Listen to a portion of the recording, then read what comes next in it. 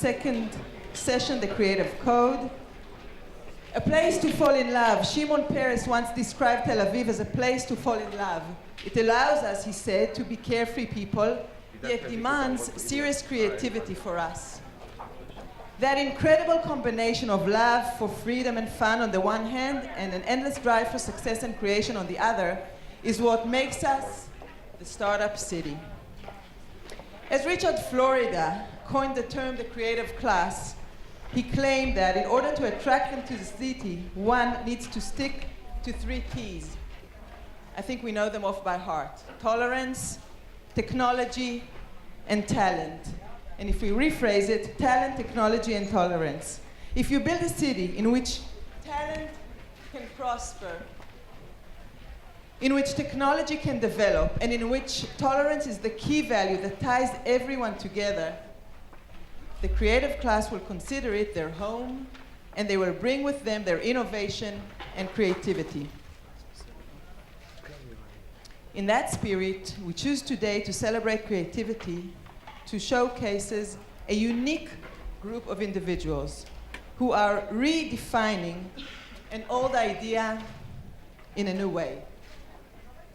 The Tel Avivians, they work in and represent some of the world's greatest cities, but it's that creative drive that makes them all Tel Avivians. I would like to moderate our creative code. I would like to invite a true Tel Avivian by geography and by spirit, Dr. Yossi Vardi. They don't call him a serial entrepreneur for nothing. For over 40 years, he has funded and helped build over 60 high-tech companies in a variety of fields. Yossi is the co-chairman of DLD, together, of course, with Stephie.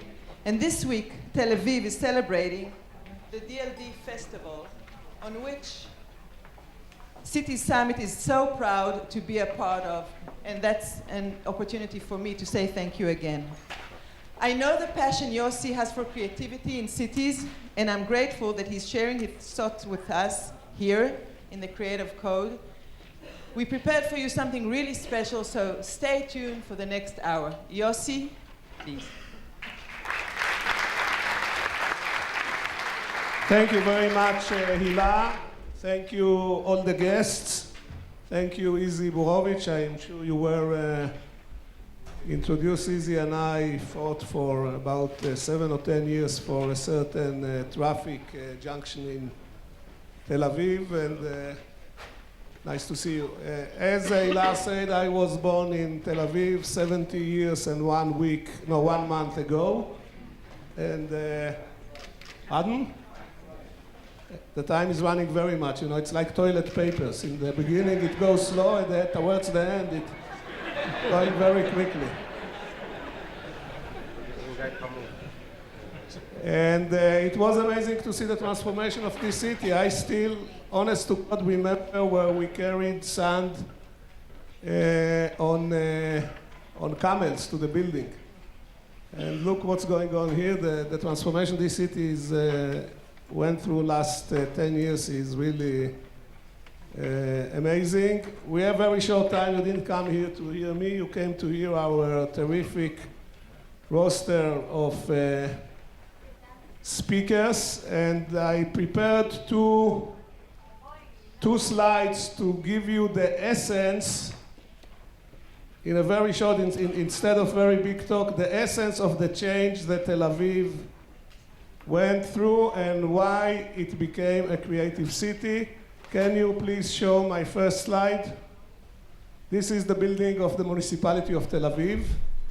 It was created maybe 30 years ago, and when it was created, it was really a very outstanding, clean, neat building. If you look at the top left, at the top right, 3 windows, this is the office of the Mayor of Tel Aviv, and this is how it looked like for about 30 less 2 years ago.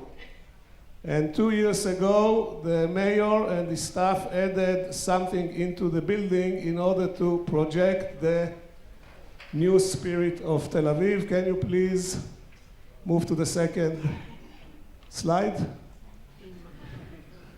This is a duck which was created by an amazing artist by the name of Dudu Geva. And it was put on the top of the municipality 2 years ago. And I can tell you one thing, every person who drove that morning in Ibn Gvirol Street and saw the duck got a song in his heart. So here you have a very, very effective, simple but effective symbol of how you change the character of the city. I think, Hila, that you should make the duck the official emblem of the city, or at least the official emblem of the creativity of the city. Anybody agree with it? My son will be very proud of me. Okay, he's an admirer of Dudu Geva. I would like to start by inviting Burkhard Kieker from Berlin. Burkhard is a journalist. He's now a past journalist. Now he's the head of the VisitBerlin. And as all of you know, Berlin is one of the cities which reinvented and still reinventing itself. For Burkhard, please. But try to limit your time because I already consumed 7 minutes and we have about 20 minutes for all the 5 of you. Okay. Yeah. Hello all together. Of course, big pleasure to be here, to come down from the cold north to Tel Aviv. But maybe at the end of some little stories I'll tell you, you see that there are a lot of Your hand is not, huh? The hand is now just for 7 minutes, okay. You will see a lot of similarities. Well, Berlin is a city that reinvented itself, and there comes a very complicated undertitle, forget about it. Let's start, and no, that's me, okay, yeah. You know what my secretary said when I put up this slide? How can you do this? How can you use such an opportunity to start with a gray slide showing Checkpoint Charlie in the 60s, where East and West were confronting each other? I said, because this is the truth. This was the predominant picture of Berlin for more than 40, 50 years. A city completely destroyed in the Second World War, then the rubble divided in 2 parts, a communistic part and a capitalistic island in West Berlin. Yeah, this was a picture, great people, gray environment, weapons, tanks, Cold War. And then the wall came down. Next picture should be people dancing on the wall. You all know these pictures. I didn't do that. I want to show what is remaining from the Berlin Wall. This 254 kilometers of cobblestone we laid where the wall was, all around and through Berlin from 1961 to 89. And no presentation without numbers. When the wall came down, myself also, when we all were dancing on the wall in that night, on the 9th of November 89, we thought, okay, that's a historic moment and Berlin will be back. But Berlin wasn't back. It took us 10 to 15 years to recover from that historic situation. And you will see this when I show you our tourist numbers.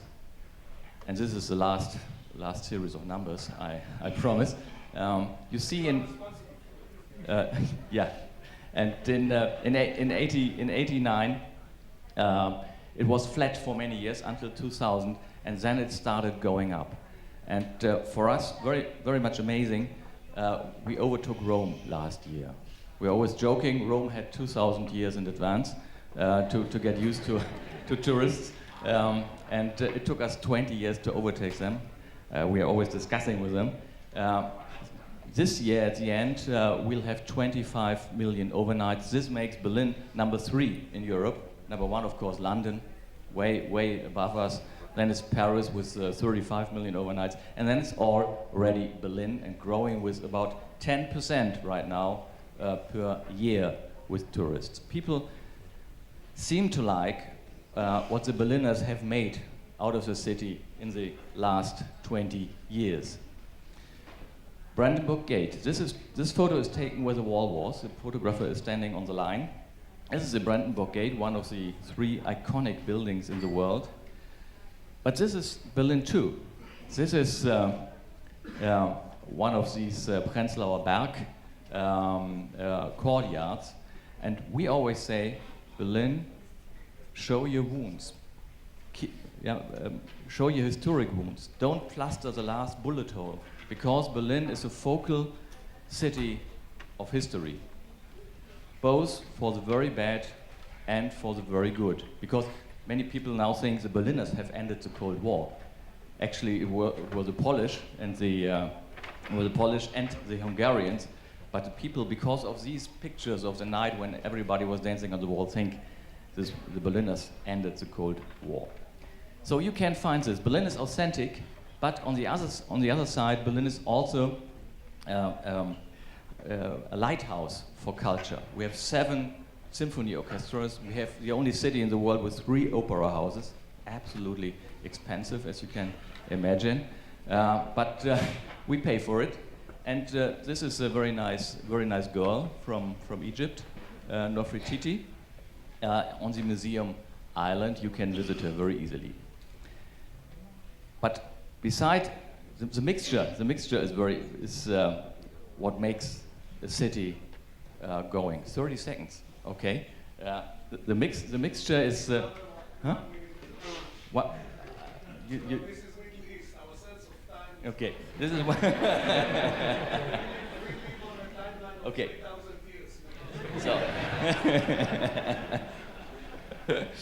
So mixture, high culture, subculture in Berlin. Berlin is the hotspot for contemporary art. More than 10,000 artists are working in Berlin. Why? Because Berlin is still value for money. In Berlin, you can live on very low cost still, and you can rent out an atelier for 3 euros. Try to do so in Paris, in Tel Aviv. Yeah. The gallery district, more than 600 galleries, because all this is attracting, and to come to the title, is attracting creative people. People want to come. First of all, they have to live. They have to be able to make their living. It has to be not too expensive.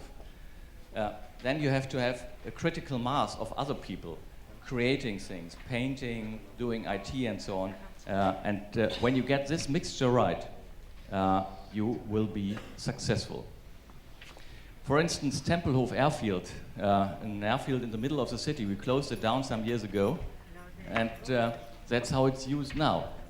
The people, the families go there. I go there with my kids in the evening, do skiting. You can have a picnic on runway 25 left. 2 weeks ago, I was there, and I heard some piano player. I think, what is this?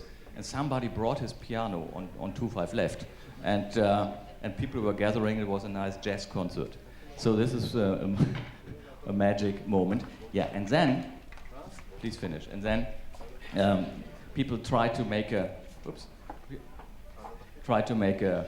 master plan, and we skipped it because my advice is no master plans. They will spoil everything. Just leave it to the people, leave it to the creative people. They have the master plan.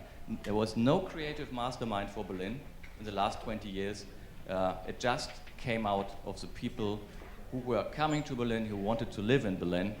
And so I can only say, come to Berlin. It's all about sense, meaning, perspective, and we say Berlin, a mixture of adrenaline and at the same time, chill out. Come over. Thank you. Thank you very much. Last month I was in the Tempelhof airfield for an amazing event by the name of Campus Party. Actually, Ben, Rooney, and I were there, and it was really quite amazing. It's you have to see it, and as you say, the nice thing, it was open to the creativity of the people. I think one of the main epiphanies of cities is that the grassroots, the bottom-up movement is not less important than the top-down, and if the top-down is reinforcing the bottom-up, you really get amazing things. I would like to invite Robyn Shapiro. Please join us. Robyn is running something which is called Lowline, but according to the description, I think you should call it the underline, no? Or And one question, Robyn, this is part of the municipality, it's private initiative? Private initiative. So you go and do it on your own. Well, I can't do it on my own, but we can put another group on the property. And what the... Okay. Yeah, we need 2 microphones, otherwise I cannot disturb them. I'm usually a loud talker. So maybe you tell us about the Lowline and maybe 2 words about other interesting things in New York, if you can. I'm not from Visit New York, but I can talk to you about the Lowline, and if there's time, I'll talk to you about some other things. Will be in no New York. time. Go ahead. So thank you for that introduction, and I'm happy to be here speaking to you all today. As Yossi said, my name is Robyn Shapiro, and I'm the head of operations for a project in New York called the Lowline. So the Lowline is an effort to build the world's first underground park. And what I'm going to talk to you about today is a story behind this crazy idea, where we are in the process, and how we're very seriously planning on making this a reality. So first off, fun question. Anyone know who this guy is?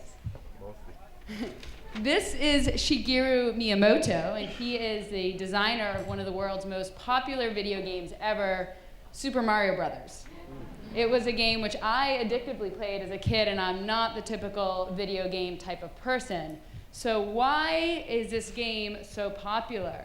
Like most video games, it plays off a sense of adventure and curiosity. If you jump up and hit that question mark, a gold coin emerges. If you jump a bit higher into the clouds, you might find a special reward. And if you have the guts and the curiosity to go down that green pipe, then a whole new world emerges. Some of the rules are different, some of the species look different, and it's really this whole new land of opportunity and possibility. Similarly, New York City is a bit of a video game itself. It's quite crazy and distracting. There's many things to see at street level. And in fact, it's at street level that most New Yorkers think of as their city, and the underground is really this dark, nasty, smelly place, a place where you'd really only go to use the subway, but it's not a place of any value. Interesting to note, though, is beneath the streets of New York lies 13 acres, or 52 square meters, I did my conversions, of unused space. So the project's co-founders, Dan Barish and James Ramsey, became aware of one very important, special, and unique place, and that is this. So this is the former Williamsburg trolley terminal. It was used in the streetcar era of New York City in the early 1900s. And for those of you familiar with the area, it was in the Lower East Side, and it was used to transport people to Brooklyn over the Williamsburg Bridge. It's over an acre, or 4,000 square meters in size. And it hasn't been in operation since 1948, a very important year for this country as well. But it's really incredible, both due to its size and the fact that it hasn't been used in over 60 years. So this is what the site looks like today, and you can really start to get a sense of its scale. It's quite cavernous and big. The ceilings are over 12 feet, or 3.5 meters tall, and you can start to see some of the old railways and cobblestones and corrugated ceilings, and hopefully you can start to see some of the potential of the space. This is another view. You can see this is a former control tower on the left, and we immediately got to thinking, wouldn't it be fun if this could be a treehouse for kids? On the right, this is the old cobblestones. These are actually Belgian blocks, which were literally brought over from Belgium at the turn of the century. And this is where the site is actually located. This is an aerial view. The green area is the proposed Lowline site superimposed over a Google map. That yellow area is the Williamsburg Bridge, which I mentioned. And something that's important to note, something that's important to us as residents and those who work in this area, is that it has a major lack of green space. The area consists just largely of a series of parking lots and dense, crowded housing. And this is something that's not new to the area of the Lower East Side, and it's something that we began to investigate further as we became more and more excited about this site that we found. So this is just a really basic chart which shows the downtown area of Manhattan that we're talking about and its lack of green space within the city, which in itself is a city which lacks green space as compared to other cities of comparable density. So this is a very clear issue in terms of the amount of people living per unit of green space. But as I said, this is something that's not new to the area. It's something that has plagued the Lower East Side for quite some time. And in the area, you could always find a very bustling streetscape. And for the many generations of immigrants for which the Lower East Side is known for, these were the conditions they lived in. This is where my grandfather lived when he immigrated from Russia. He lived in crowded tenements like other Jewish immigrants, and he started working at the age of 10 with his pushcart on the street. And he sold hair barrettes, these special hair barrettes that were made of this type of plastic. Everything was sold there. And it was in the streets that was really the only public place. And I guess at the time that wasn't such a huge issue, but over the course of the century, cars really took over. So flash forward to today, and we see a very, very different city. This is a view of the Williamsburg Bridge looking into the area of Manhattan where we want to build the underground site. And we see a very different city. But in fact, a lot of the same conditions still exist. It's very crowded and dense. And one of the things we see here is the real takeover of cars. What the municipality says about your initiative? Well, I'm gonna get to that. I'm gonna get to that. So it's an issue, you know. So we see a very clear issue here, and the question is, what do you do? How do you think about transforming this neighborhood in need? How do you think about this site that we found and think about it becoming something else? And we think the solution is with technology. So this is a type of solar technology that one of the project's co-founders, James Ramsey of Rad Studios, developed. And what you see here is basically at street level a type of inverted umbrella that will collect sunlight. It will reflect it to a single focal point, and through a series of fiber optics and mirrors, redistribute it beneath ground at an intensity that will allow for photosynthesis. So plants and trees can be growing beneath our city's streets. This is something that we've tested both in prototype phase as well as we recently put on an exhibit for last month to showcase how it would function. So you take this site and this concept of solar technology, which I briefly brought you through, and we started playing around with what could become. So this was led by James and his design firm, and they started to envision what a future subterranean park with the introduction of natural sunlight and green plants and trees could look like. And they came up with this. There's a series of images that were put out just about a year ago, and they got people in New York and around the world, which I'm thankful to be here today because of, very excited. What you see is these solar distributors, and they're bringing in this really wonderful quality of light. The light's almost raining down. And we see these green elements and this exquisitely designed space. Here's another view which lets you think about how the existing railways could be incorporated into a type of walkway to create this really nice experience. So that's great. And really, over the past year, we've been getting these images out there. There's been tons of press. People are excited. They say, oh my God, that's awesome. But how do you actually do this? How do you build the world's first underground park? So one of the first things we did, and I'll be speaking about this a little bit later on this on one of the panels, is we created a Kickstarter project. And we were really blown away by the success in a relatively... And you say very quickly, because we are really running out of time, what is Kickstarter project? Yeah, so Kickstarter, for those of you who don't know, is a very popular crowdfunding platform in the US. Tell them what is crowdfunding platform. Who knows what is crowdfunding platform? Raise your hand. These are sophisticated guys. And Don't tell them, anybody who doesn't know, ask his neighbor. So I think we'll go into that a little bit more in one of the breakout panels later, but if you just give me a few more minutes, I'll start to... We don't have time, we are sorry. So Kickstarter was a very successful platform for us. We were able to raise over $150,000 from over 3,000 individual backers in a relatively short period of time. What did you promise in return to the backers? You get, there's many different reward levels of things you can get. A t-shirt, there's buttons, there's pins, and if you give the highest amount, you get cooked a dinner by the co-founders and myself. That's good. Yeah, you know, you gotta do what you can. Speaking about dinner, can I go into a personal question? All right, these are my witnesses. Are you related anyhow to Fine and Shapiro, this exquisite chopped liver joint on 72nd West? I am not. My family was from the barrette business. The hair. No food or lawyers in my Shapiro background. Good introduction. We have to wrap up, you know. Okay, so we put on this Kickstarter campaign. It was a huge success. It allowed us to raise the initial funding to create an exhibit to showcase the solar technology, which I mentioned. So this is us building the exhibit. That's me on the left in much more casual attire. I'm speaking with Ed Jacobs, who is one of the industrial designers.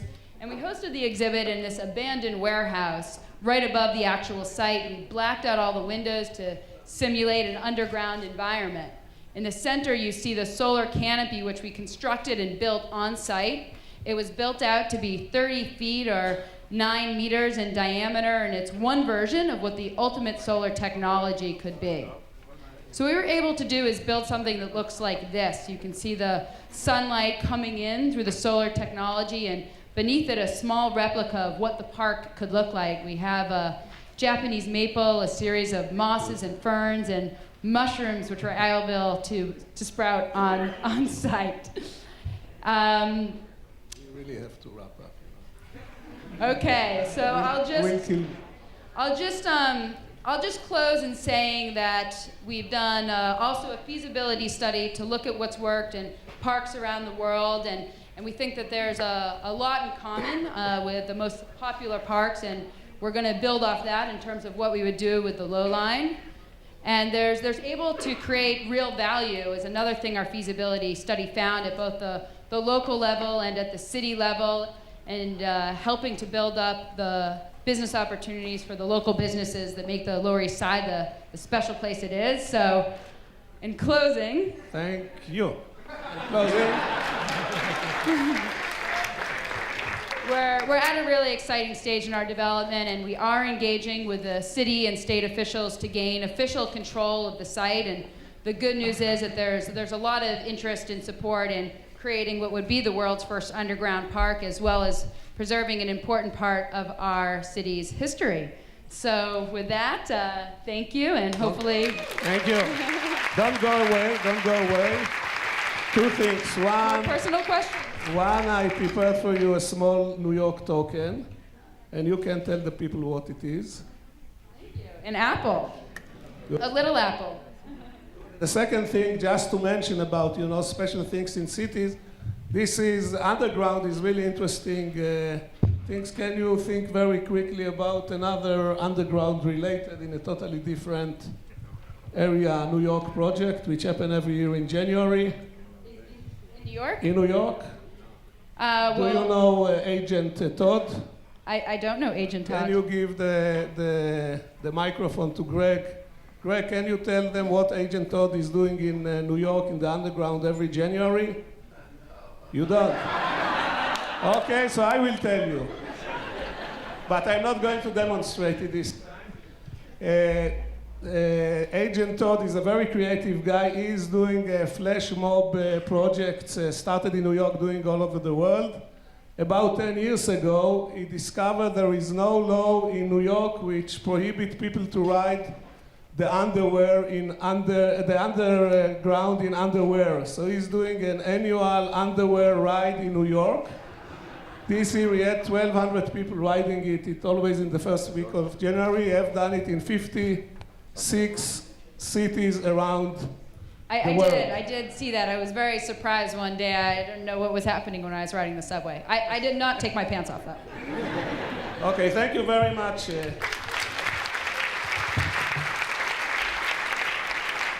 Our next 5 minutes, sort of 5 minutes, these were probably the longest 5 minutes, which is my very good friend Eze Vidra. And Eze will tell you how London is now transforming themselves. And can you tell us in one word before you start the story of your life very quickly? Hope. That's in one word. Born in Argentina, grew up in Israel, And then I lived in the States for a few years in New York and San Francisco, and then I moved to London 4 years ago, married to an American. So I always say like... where is the next stage? Mumbai? I don't know, Shanghai? steak with hummus and chips. I don't know what goes well with it. I don't know. Mushy peas, who knows?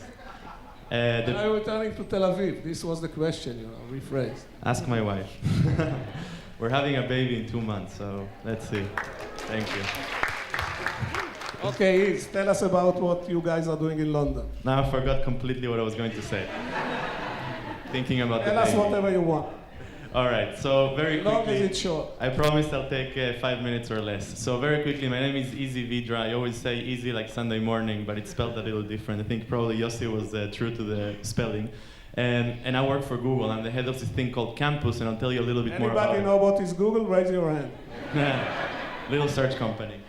So starting with London, because I'm here to represent London really. London has everything a city needs to make startups succeed. We have great talent, we have access to capital, and there's a lot of ideas. There's lots of great schools and universities, and it really there's been some kind of momentum going on in London where we've seen it grow from 200 startups a few years ago to probably over 1,000 startups this year. And I'm here to talk more about the code part of creative code, because I'm going to talk more about startups and creative startups.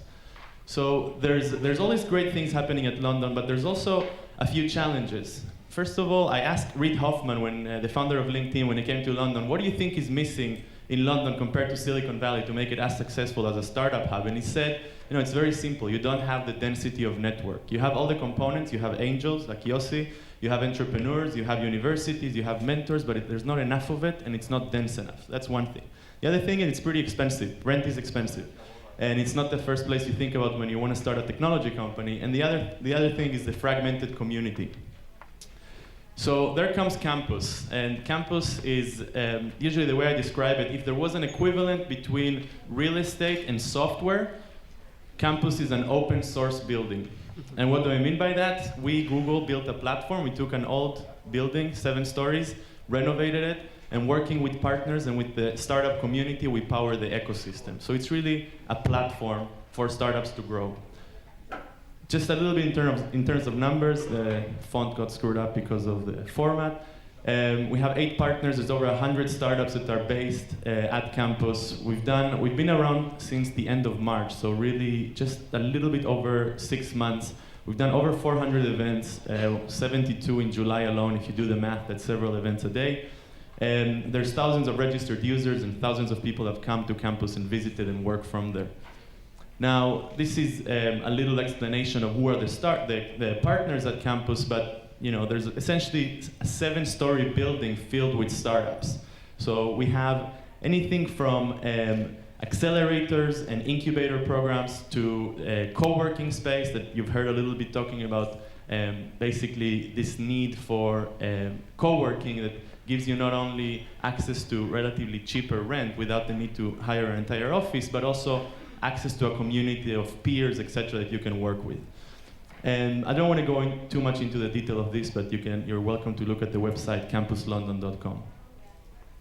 So how do we provide density of network at Campus? This is the notice board that we have, the cork board. This is very analog in the cafe. The cafe, by the way, is essentially free, non-dedicated workspace for entrepreneurs. So any entrepreneur or mentor, including all of you, can sign up on the Campus website and come and work from the cafe. So you don't need to go and work from Starbucks or from your hotel.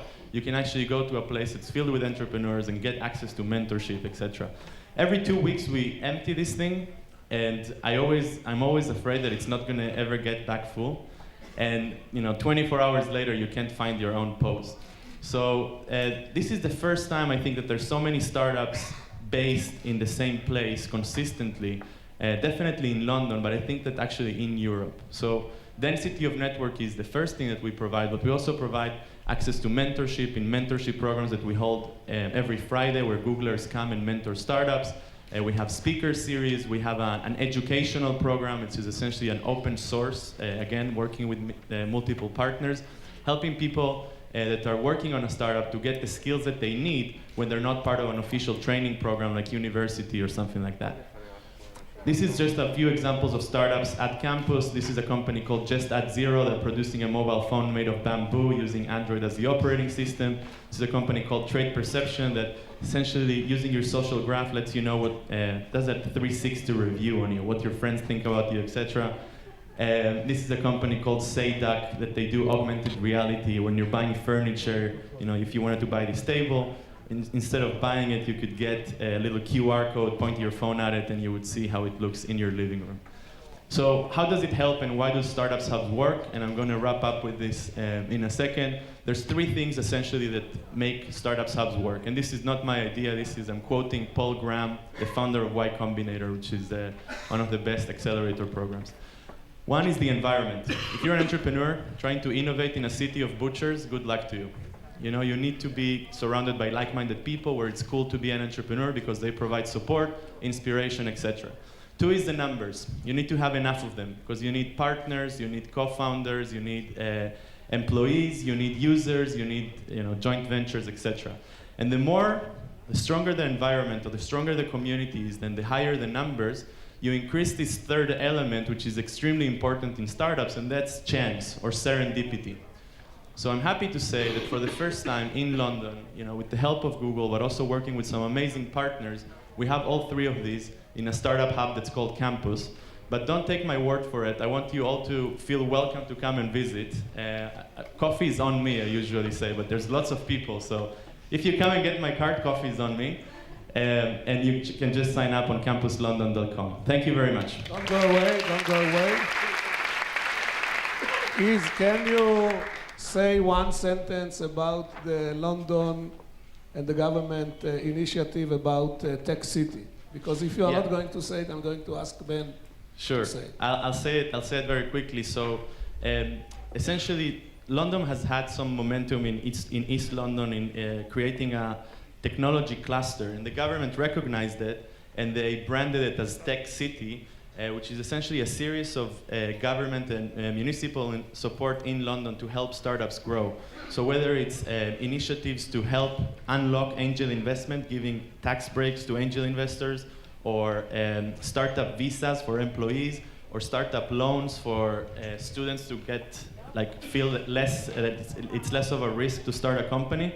There's a whole package of I guess incentives for people to start technology companies. And you are part of it. Second question, what about Campus Tel Aviv?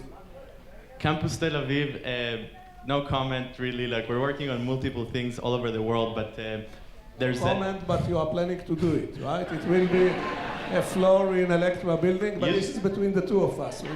Yeah, no one is listening. We just launched. So what can't you tell us about? I can tell you. I can tell you that. Tell us what. We just launched Google for Entrepreneurs, which is the umbrella organization for all the startup support that we do all over the world. And I hope that Tel Aviv will definitely not be skipped because we have an amazing community here. What do you mean? No comment. You commit. What do you mean? Talk to me in the cocktail. Should I talk to him in the cocktail, or should he commit now? When you come to London, you're all welcome. When we have something to announce for Tel Aviv, we'll announce. Thank you very much, Eze. We have another two great presentations. Actually, we should have finished before 5 minutes ago, but what can we do? Stephie, you should come and tell me, my English is very lousy, and you have to tell me if you are Knopel or Knopel. Knopel, but KN, they talk English, they say knife and psychiatrist and malasot. So you are from Chile, you speak German, and you also know Hebrew. The story of your life, very quickly. So I will speak in English, as usual. I'm happy that I didn't tell you any secret, Yossi, because otherwise I will be in trouble now. Wait a second. Okay, so thank you for the introduction. As Yossi was saying, my name is Stephie. I'm the co-founder of Elaaastic, which is a Tel Aviv-based new company that deals with innovation. And I'm here to talk a little bit about cool hunting and how do we use this kind of tool in order to create new products and innovation. Okay, we call it discovering the first seed of innovation. So just to start, like when we first started the company, the main statement was we want companies and brands to stop thinking like companies and brands, and we want them to think like startups, okay? Basically, what we wanted them to do is to fail fast and succeed faster. Because we think that everything is about speed. One of the major failures of innovation projects is speed, actually. People were talking about it in the panel. This is our thoughts. So we created this model that in simple words is like this. Of course, that it has a theory behind that. It's a startup thinking model, and it's based on 3 principles: human, speed, and test. So at the center of it, we put the speed, okay? Now, how do we trigger that speed in our projects? We start by cool hunting, okay? This is a tool that we use. Now, cool hunting, what is it? It has to do with detecting that creative class of a city, like what Hila Oren was mentioning before. So it's making observations and forecasting about new or existing cultural trends, okay? I know that in this kind of presentations, we always like to talk about success, but I want to give you a failure example, okay?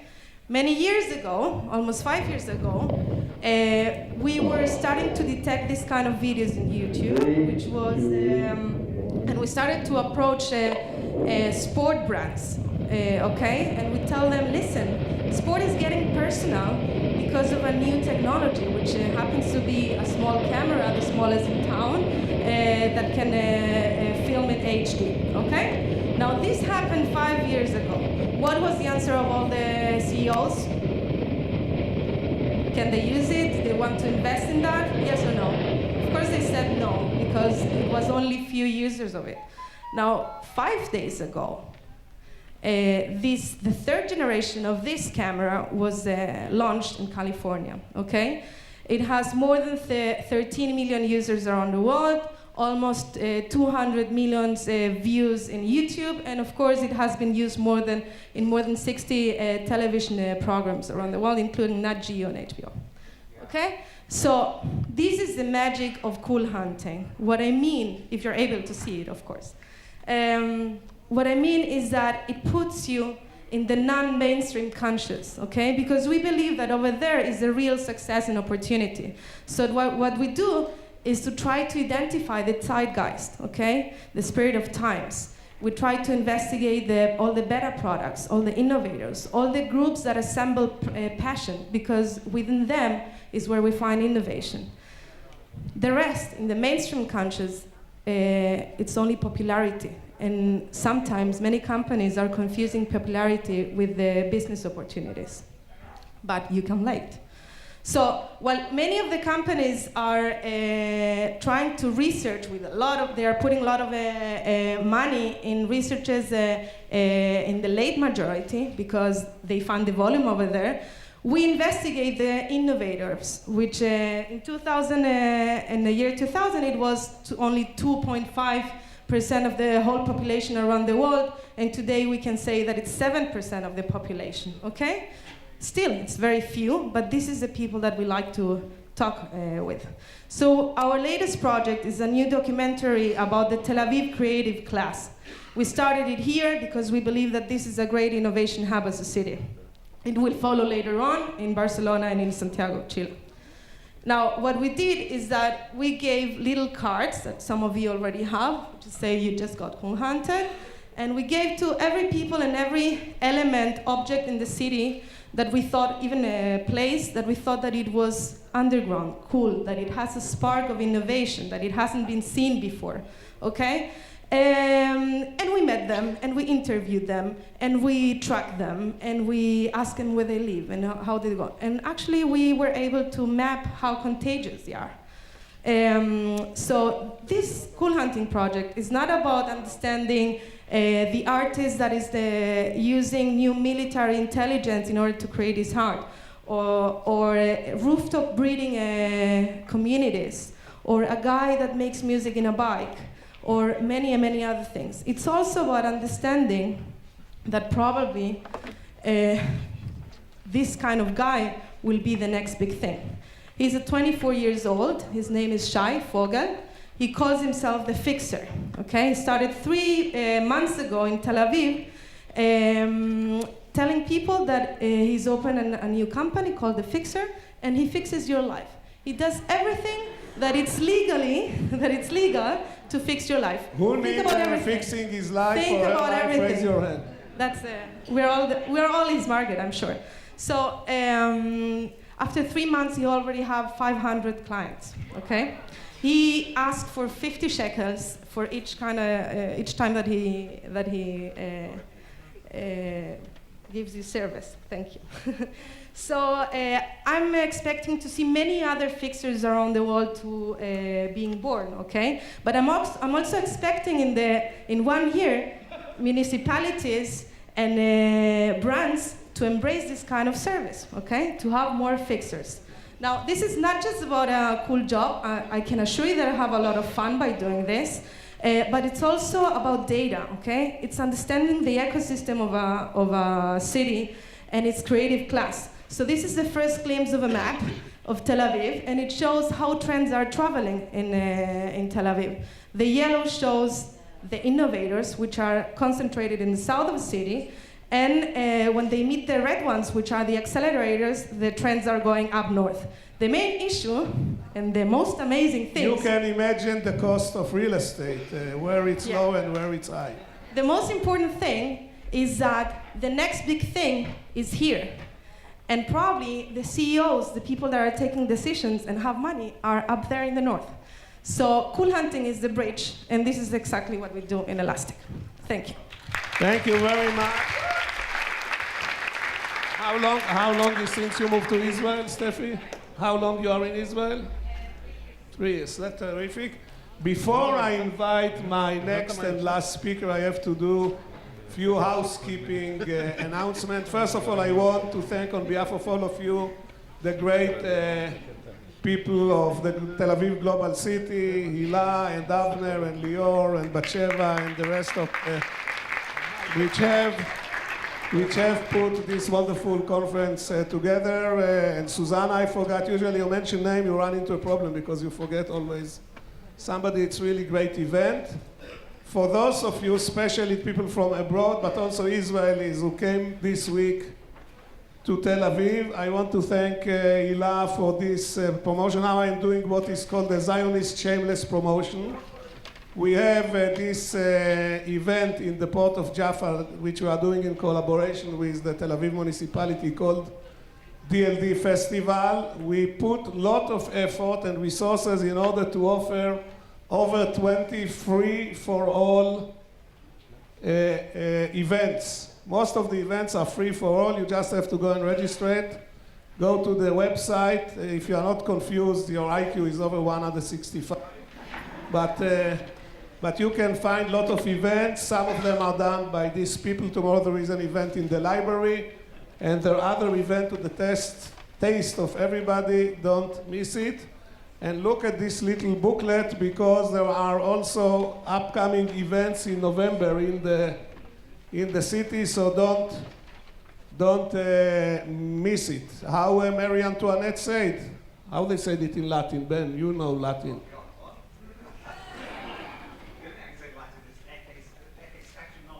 No. She said bread and entertainment, but she said it. Anybody know how it say? You say it? I'm sorry? Yeah, but there is a Latin. In Latin, it sounds much better. Not as good as in Yiddish, but okay. Our last speaker, Mr. I would say Ximo, but probably it's Ximo. Peris, Ximo or Ximo? How you say your first name? Ximo, not Ximo, not Ximo. Ximo Peris. Ximo Peris is doing something which is very important. He takes abstract concepts and reduce them into a way that people can visualize and eternalize it. And let me say one word about utopia.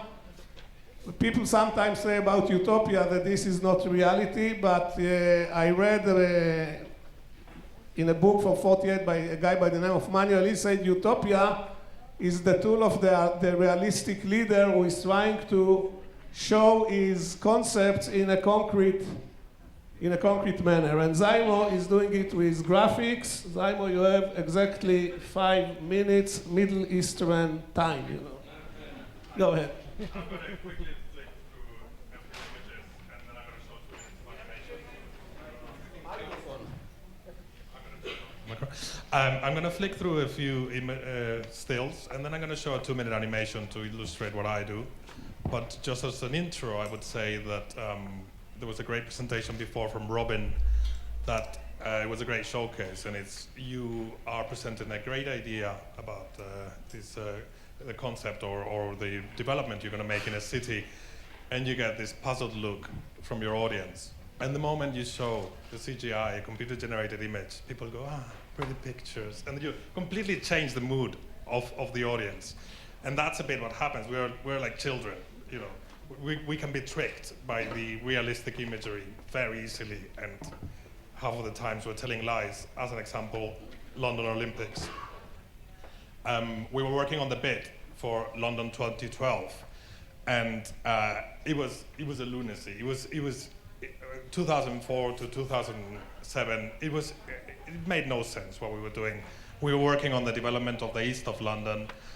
We were developing the Lee Valley, the park. This was the image that was used mostly in the media to present the development of the Olympic Park. And London won. London won the bid against Paris. Paris was ready. Paris had everything ready. The problem is they were a bit arrogant.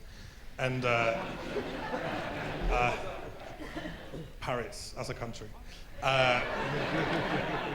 Not that Londoners are not, but we try to appear not to be that arrogant. So this completely made up development that was impossible to realize, that was basically a pie in the sky, was the way that London did win the bid. The funny thing is the energy in London is very challenging, and a lot of it has to do with the media. And it was quite tough for a few years once London won the bid to work on it, because people were so against it. But it still would happen constantly that as soon as we were presenting the CGI, the imagery we were showing, the energy would change constantly. If it was measured in a graph, I'm sure you would be able to tell. A lot of what we did was very technical. Were presentations. There were releases for the technical campaign. We worked on all different sort of presentations, showing what the look was going to be, showing the mascots, showing the development of the branding from the logo. Some of it was very challenging, the logo, for example. But what we did covered all sort of digital assets, also included the ceremonies for the opening and closing ceremonies, and the torch fly-through, which was quite interesting in a way. It was the first time a few months before that we really could sense a change in the wave of the city, where we would start to feel a more positive attitude towards what we were doing. It was an animation showing the route that the torch was going to do around the UK. We also did all the animations for the mascots and sports presentation, which comprised of thousands of assets. It was also used, our graphics were also used as part of the pixel story in the opening and closing ceremonies, which it was also quite interesting to develop because of the perspective, the technical challenges.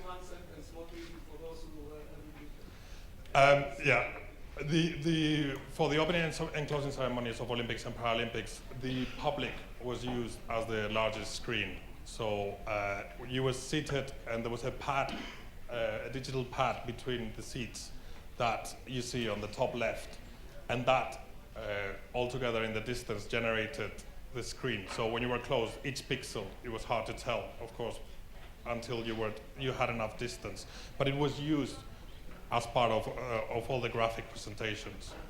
And now I'm going to show a little animation where you will see a compilation of all the work we did.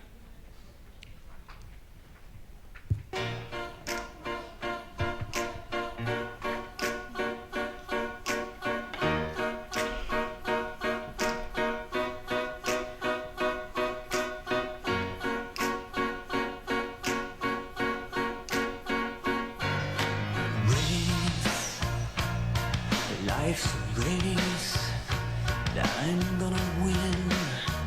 Yes, I'm gonna win.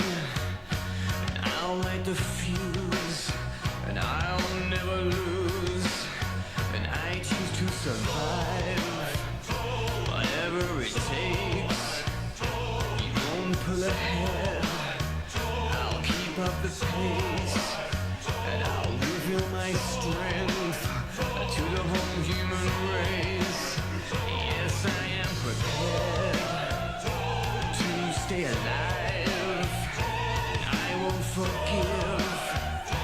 Vengeance is mine, and I won't give in because I choose to thrive.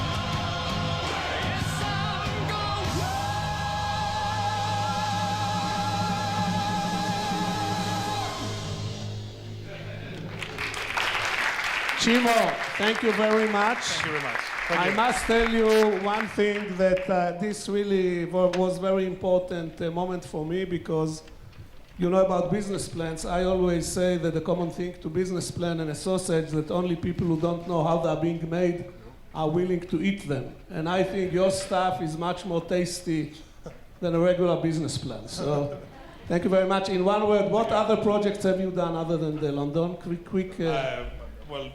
We also were part, my team, we worked on the FIFA World Cup submission for Russia and for Qatar, successful bids. We worked in quite a few large-scale projects that were... Thank you very much. Thank you for coming to Tel Aviv. Before we think, I want to share with you, just because you planned the Olympic, my Olympic moment, you know, my London Olympic moment, I was invited by the government as part of a group of what they call Super Angel. And we were invited to the closing ceremony, and it took me a while to understand what are all these flashing lights in front of me until I look on the other side of the stadium. Nevertheless, something happened to me which never happened to me before, only in London. A well-groomed 50-year-old lady came and sat at the chair next to me. And for the first time in my life, she asked me, excuse me, are you alone? I was part of the group, you know, so I had to think. So I told her, you know, I hedged my bid. I said, I am part of a group, but yes, I am alone, and I expected to, and you know, my self-esteem went like through the roof, because I was under the part which is covered by roof, you know. And then she looked at me and she told me, do you mind to trade seats with my husband who is sitting? Ladies and gentlemen, thank you very much. Before we close, I want to invite George Thomas from IBM. You've got, okay. So, ladies and gentlemen, thank you very much. You were a great audience for this panel. Thank you very much, Yossi, for being with us, and we are on with George. Thank you so much. Can you guys hear me? Let me just make sure I have all the technology right before I get started. Thank you, everybody. I'm really happy and glad to be back in Tel Aviv. Interestingly, this is my second time here this year, and the graciousness of Hila and the team here to organize this is much, much appreciated. Thank you so much.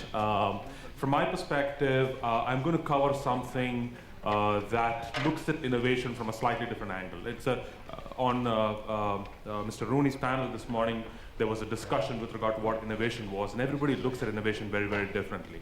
At IBM, of whom I'm a part of, we are, at the end of the day, geeks, engineers, CPAs at heart.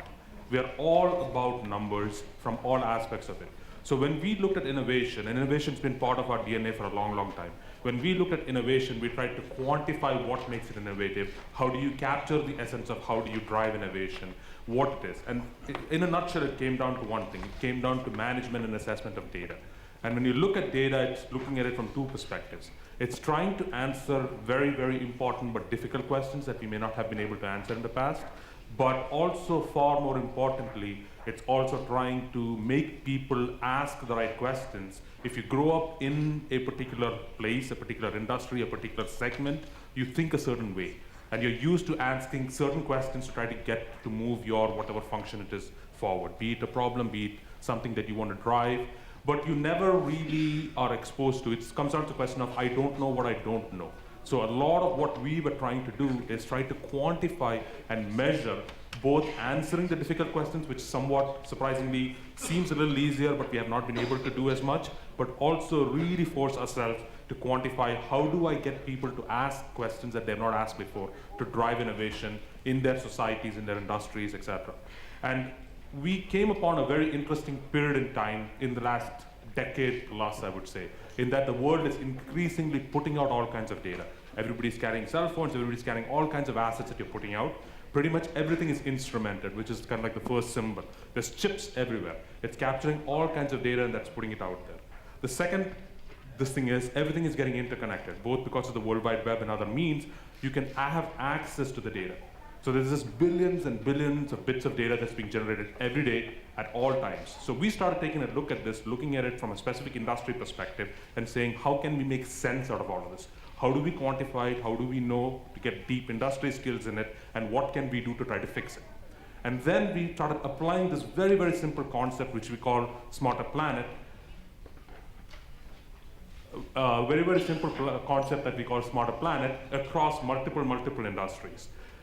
And of these things, the one thing that I'm going to talk about very quickly today is smarter cities. And the reason we focused on cities is from an urban landscape perspective. It is the place where the vast majority of the people in the world live today. We crossed that threshold of 50% in 2007, and now there's a vast majority of people that live in a city today. So we looked at a city, applied it across the industries we have, and tried to figure out what could we do to start taking a look at the solutions that exist within it. And from that perspective, and again, this was raised a couple of times today, very interestingly, I thought, is looking at it not just from the functions of what a city does, which is what you see there, but also looking at it from the functions of the ecosystem that cater to the city. And one of the trifectas, again mentioned today, that we really focused in on is the trifecta between public entities, private companies, as well as what we call not-for-profit education institutions, research institutions that cater to the environment to try to figure out how do you foster and how do you do innovation in that lot. And then within each silo, we got really deep expertise in looking at, like, as a transportation problem, what would be the best way to solve questions in transportation.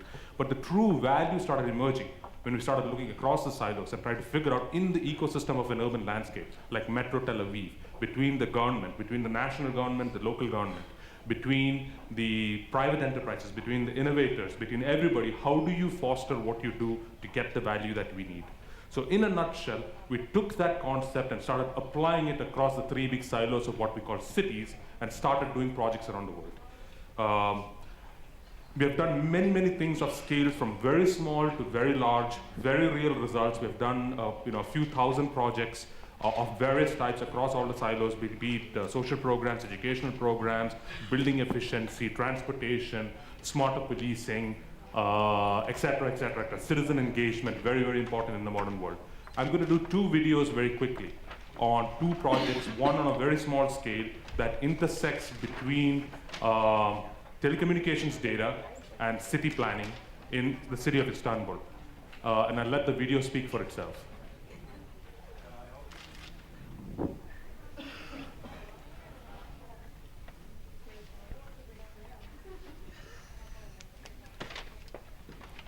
Istanbul, Turkey is one of the world's largest cities and continues to experience a rapid growth in population. The city's population on the Asian side of the city is expected to double to 9 million people by 2025.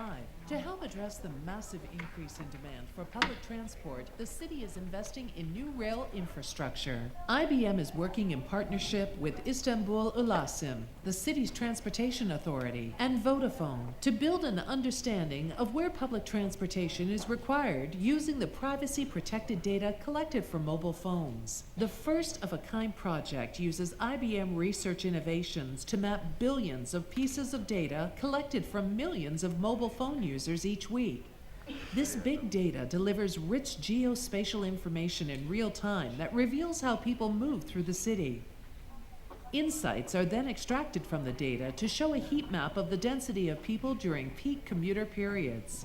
IBM is using this information to scientifically model bus routes that connect to the city's new rail line. Managing the different transport systems, road, rail, and buses as one system of systems allows for the optimization of all and improves the user experience.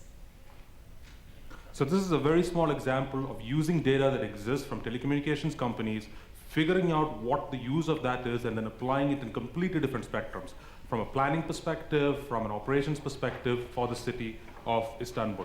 The second example I'm going to show you is from the city of Rio. This is a much more grander scale. I wanted to do one that was really small and one that is much larger scale. The city of Rio is hosting both the World Cup and the Olympics in successive order in 2014 and 2016. So it's never happened in another city before. So they had a very unique challenge for a number of years to try to help figure out how to manage that. And this is an example of a project that the city of Rio did to kind of help get geared to it. And this touches on both aspects of data. This touches on how do you manage with what you have, and it touches on helping them predict things that they may not have been able to do before. So this is a video from the city of Rio. As our world becomes increasingly complex, rapidly growing cities face unprecedented new challenges.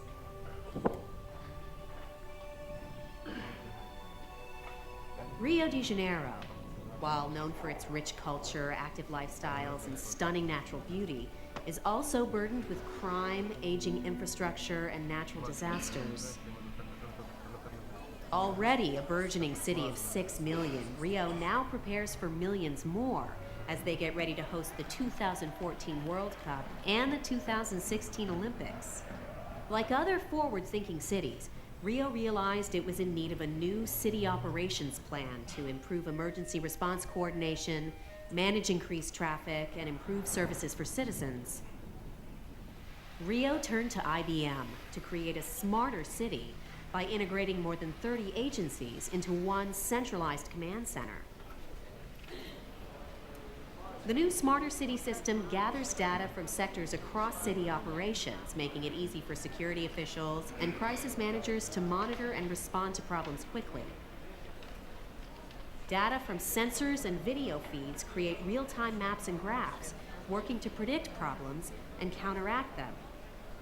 Weather monitoring systems forecast heavy rains with state-of-the-art accuracy, giving city officials the ability to anticipate floods and mudslides, alert the public, and send emergency support. The Smarter City system has improved emergency response time by 30%, making Rio a safer city.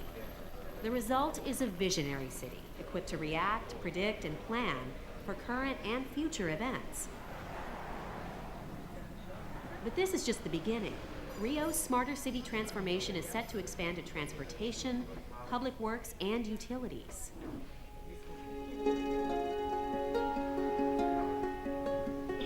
Every city, large or small, has its own unique challenges. Working with forward-thinking cities like Rio and more than 2,000 other Smarter Cities projects around the world, IBM is able to help make cities smarter.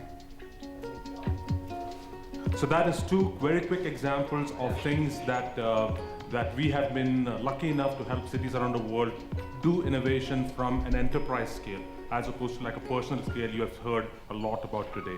So innovation, let me just conclude by saying this. Innovation comes in all shapes and sizes. It can come from a very large concept from a city government or a private enterprise in a city that's helping manage and foster large-scale change, or it can come from very small grassroots efforts that can help alleviate simple problems and provide very, very innovative solutions. So with that, thank you so much.